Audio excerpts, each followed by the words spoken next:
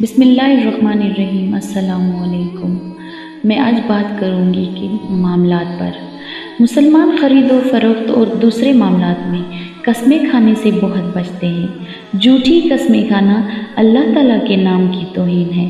جھوٹی قسمیں اللہ کو بالکل پسند نہیں۔ اس سے کاروبار میں برکت نہیں ہوتی۔ کاروبار کرنے والوں کو جھوٹی قسمیں کھانا اور بری عادت سے بچنے کی بہت تاکید فرمائی گئی ہے۔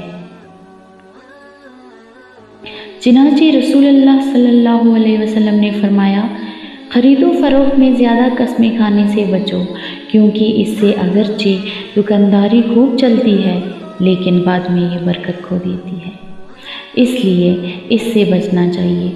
ایک حدیث مبارک میں آیا ہے، رسول اللہ صلی اللہ علیہ وسلم نے ارشاد فرمایا، اے سودا گرو، خرید و فروخت میں لغو اور بے فائدہ باتیں بھی ہو جاتی ہیں اور قسمیں بھی کھائی جاتی ہیں، تو اس کے علاج اور کفارہ کے طور پر اس کے ساتھ صدقہ ملا دیا کرو۔ جزاک اللہ۔